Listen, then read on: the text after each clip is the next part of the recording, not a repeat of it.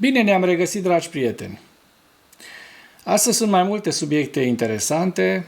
În primul rând, vestea pe care o așteptăm cu toții de ceva vreme, pentru că astăzi se împlinesc în ziua 1205 a războiului din Ucraina, se împlinește o cifră fatidică de peste 1 milion de morți și răniți ruși în Ucraina, de pierderi rusești în Ucraina, o cifră pe care Putin văd că nu o apreciază la adevărata ei valoare, la adevăratul sacrificiu și nici ceilalți din Kremlin, pentru că nu e așa, carnea de tun în Rusia este ieftină deocamdată.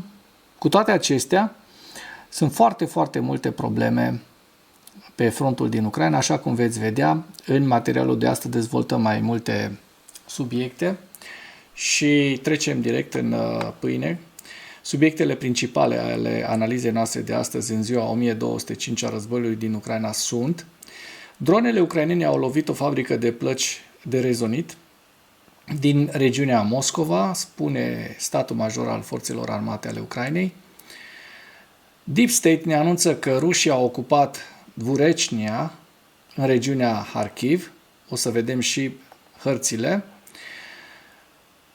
O elevă ucraineancă l-a fript, i-a ars inima unui ofițer FSB și vom vedea cum a fost prevenit un atac terorist în Ivano-Frankivsk.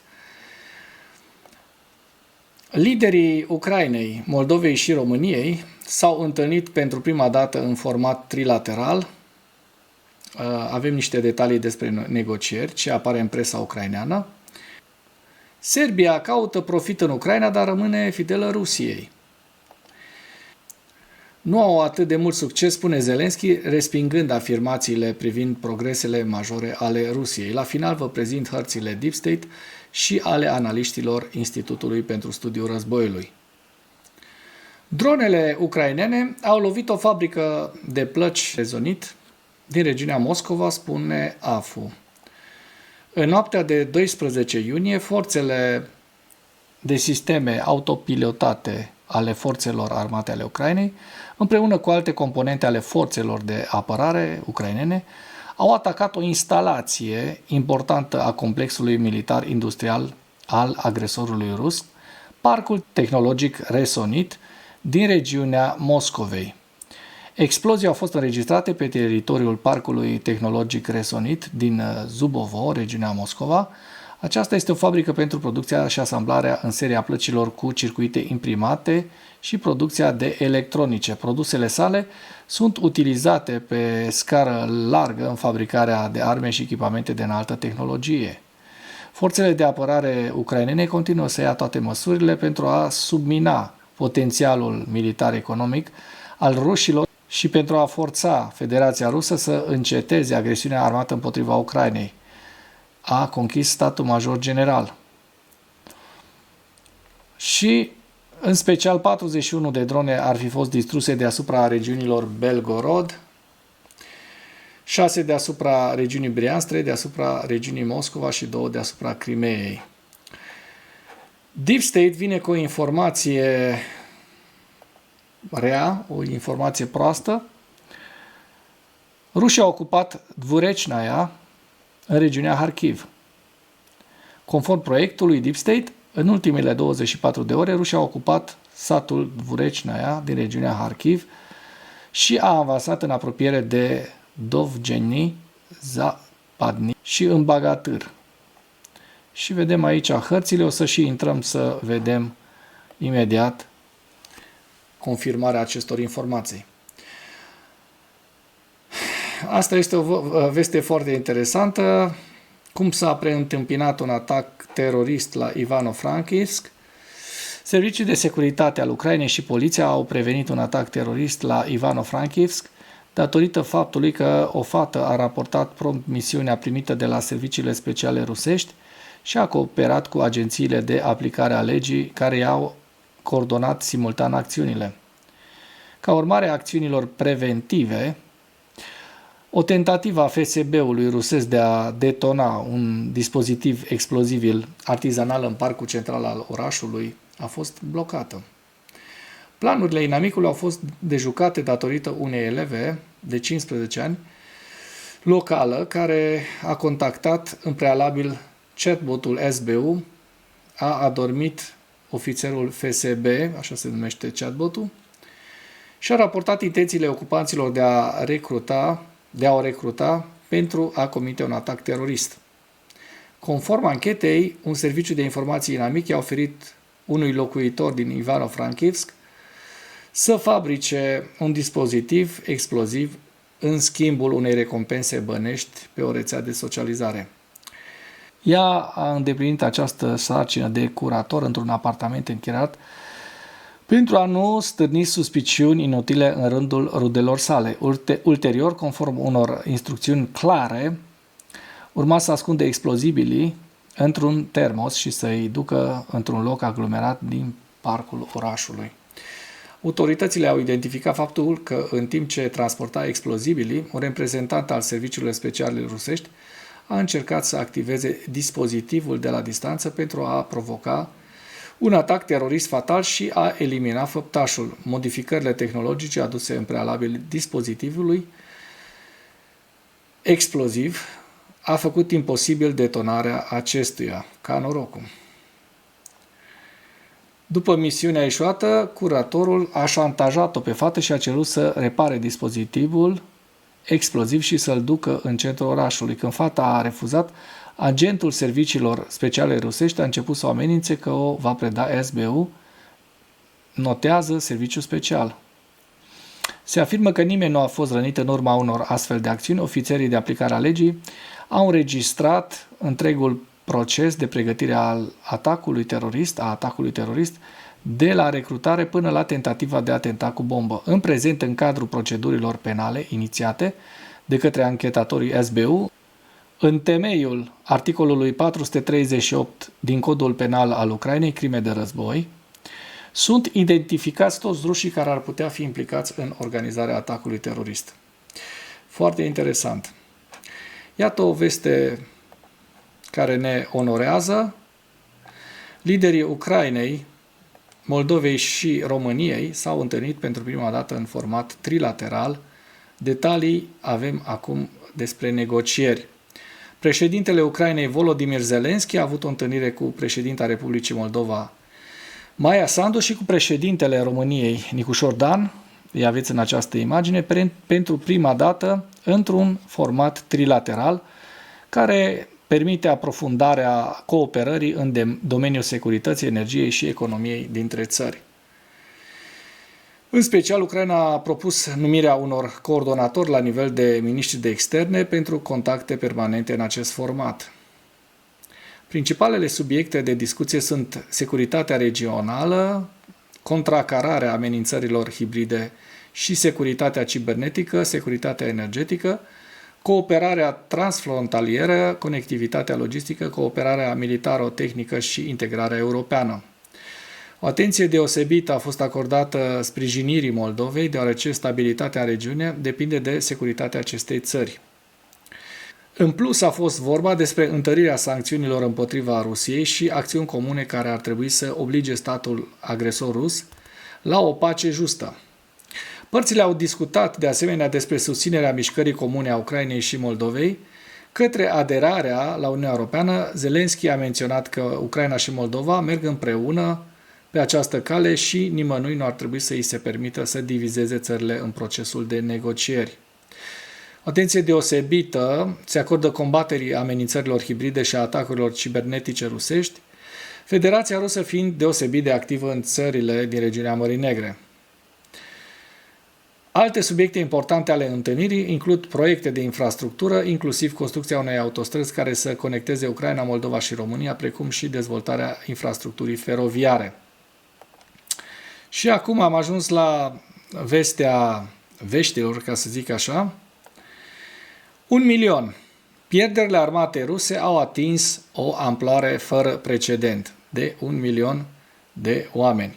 Armata rusă de ocupație a pierdut peste 1 milion de soldați de la începutul invaziei sale la scară largă, a Ucrainei din februarie 2022. Trebuie subliniat că acesta este numărul total de pierderi militare rusești, uciși, răniți și dispăruți, inclusiv capturați. Simbolic, cifra a coincis cu ziua Rusiei, pe care statul agresor o sărbătorește pe 12 iunie, adică astăzi. În ultima zi, pierderile armate inamice ale Rusiei s-au ridicat la 1140 de militari și peste 200 de echipamente și mai precis 6 tancuri, 3 vehicule blindate de luptă, 47 de piese de artilerie, un mijloc de apărare antiaeriană și, vedeți în imagine, și celelalte pierderi care sunt înregistrate în această imagine. Serbia caută profit în Ucraina, dar rămâne fidelă Rusiei. Și este un articol despre cum președintele sârb, Vučić, s-a lăudat că nu a semnat declarația summitului de la Odessa și, prin urmare, nu a trădat Rusia, dar același președinte Vučić, este numit prorusul de la Odessa, ar vrea să restaureze Ucraina. Vă las link în comentarii cu acest articol, pe care îl găsiți și pe blogul Animatura, blogul meu. Nu au atât de mult succes, spune Zelenski, respingând afirmațiile privind progresele majore ale Rusiei. Președintele Zelenski a respins afirmațiile Rusiei privind câștiguri semnificative pe câmpurile de luptă, numindu-le partea unei campanii de dezinformare într-un interviu acordat publicației Bild, publicat astăzi pe 12 iunie. Zelenski a respins afirmațiile privind avansul rusesc, numindu-le o narațiune rusească, insistând că forțele ucrainene au amânat o nouă ofensivă timp de aproape 3 săptămâni. Rușii nu au atât de mult succes, ca să nu spun mai mult, spune Zelenski.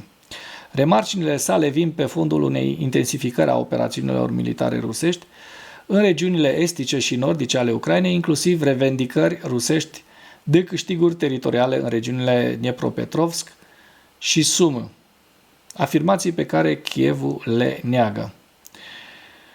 Purtătorul de cuvânt al Kremlinului, Dmitri Peskov, a declarat presei de stat ruse pe data de 9 iunie că ofensiva din regiunea Dnepropetrovsk din Ucraina vizează stabilirea unei așa numite zone tampon pe teritoriul ucrainean. Declarația a venit după ce anunțul anterior al președintelui rus Putin, conform căruia Moscova intenționează să creeze coridoare de securitate de-a lungul granițelor Ucrainei cu regiunile Kursk, Briansk și Belgorod ale Rusiei. Oficialii ucraineni au negat orice avans rusesc în Dnepropetrovsk, așa cum v-am prezentat și în zilele anterioare. În dimineața zilei de 9 iunie, toate informațiile rusești, inclusiv declarațiile lui Peskov despre o ofensivă în regiunea Dnepropetrovsk, nu corespund realității, a declarat Andrei Kovalenko, șeful Centrului pentru combaterea dezinformării din Ucraina. Comandamentul operațional sudic al Ucrainei a descris situația ca fiind o tentativă, dar a declarat că nu au avut loc progrese. În ciuda absenței unor incursiuni terestre confirmate, regiunea Dnepropetrovsk s-a confruntat cu frecvente atacuri cu rachete și drone, iar în aprilie, regiunea a inițiat evacuări obligatorii din 4 sate din prima linie ca măsuri de precauție. Separat, grupul de monitorizare open source Deep State a arătat unele progrese în apropierea graniței cu Rusia în regiunea Sumă. Pe 8 iunie, Deep State a confirmat că trupele rusești au ocupat satul Locnia din regiunea Sumă a Ucrainei. Și trecem să vedem de fapt ce au ocupat rușii. Că au ocupat ceva, dar nu au un avans atât de mare încât să ne speriem acum că, vai, Doamne, rușii o să ocupe Ucraina în câteva zile. Nici pe departe. Vedem că în partea de sud a Ucrainei, a frontului, n-au existat dezvoltări și se vede că nici în zona de la Pokrovsk, zona Pokrovskului, și nici în Toretsk nu au existat acele avansuri rusești care au avut loc înainte. Da? Deci cumva s-au oprit după ce rușii în ultima săptămână au reușit să avanseze, din data de 10 în 11 n-au mai existat. Ceasul iar rămâne stabil, așa cum se poate vedea. Dacă mergem mai la nord, către Liman, vedem că, de asemenea, frontul este stabil, dar în zona Kupianskului, la nord de Kupiansk, așa cum se vede, știrea pe care v-am prezentat-o chiar la început, este vorba despre satul Vurecnaia, așa cum se poate vedea în această imagine, și dacă mărim, pentru a vedea că totuși a fost un avans destul de important, undeva la 2 pe 2, aici undeva la 4-5 km pătrați, iar deasupra avem vreo 7 km pătrați, deci în total între 10-15 km pătrați avans rusesc, care nu este un avans chiar atât de mare, având în vedere că în zona Vovceanskului, așa cum se vede, rușii n-au mai avansat, și vom da un ochi și în zona Sumă. De asemenea, rușii au fost opriți în această zonă, zona Sumă, așa cum se poate vedea în ultima zi, n-au mai existat avansuri rusești. Dimpotrivă, Tetkino, această zonă pe care ucrainenii o controlează în continuare, o zonă de 10-15 km pătrați, și la sud-vest de Kursk, în această zonă, unde ucrainenii de asemenea controlează în jur de 7-10 km pătrați, rămân în posesie ucraineană. Și acum trecem la evaluarea campaniei ofensive rusești la data de 11 iunie în viziunea Institutului pentru Studiul Războiului. Reducerea ajutorului militar american acordat Ucrainei nu va duce la nicio pace durabilă în Ucraina, nici nu îl va obliga pe Putin să-și reevalueze teoria victoriei. Kremlinul continuă să atace Ucraina folosind o retorică ce prezintă o interpretare anacronică a istoriei Ucrainei, negând existența unei limbi și culturi ucrainene independente și discreditând guvernul ucrainean. Oficialii ruși încearcă de asemenea să separe retoric Ucraina de partenerii săi occidentali și pledează pentru o escaladare a tacticilor de atac rusești în Ucraina, ca parte a eforturilor mai ample de intimidare a Occidentului pentru a-i slăbi sprijinul pentru Ucraina. Oficialii ruși continuă să promoveze retorica anti-NATO și anti-occidentală, probabil ca parte a eforturilor comune ale Kremlinului de a pregăti societatea rusă pentru un potențial viitor război împotriva NATO. Forțele ucrainene continuă să atace ținte militare rusești și industriale de apărare din spatele Rusiei și știm foarte bine de știrea de ieri de la Tambov. Fabrica de praf de pușcă de pulber de la Tambov a ars. Aerodromul Butur-Linovka din regiunea Voronezh, de asemenea, un depozit de muniție a explodat. Și aveți aici întreaga listă cu daunele făcute în ultimele 2 zile de către armata ucraineană, Rusiei. Ucraina și Rusia au făcut schimb de cadavre ale soldaților căzuți în luptă pe 11 iunie, în conformitate cu acordurile încheiate anterior în timpul discuțiilor de la Istanbul. Și avem aici hărțile Institutului pentru Studiul Războiului la data de 11 iunie. Sumă, Lugansk, Kupiansk, Donetsk, Ceasov Iar, Pokrovsk, Novopavlivka, Zaporojie și Herson.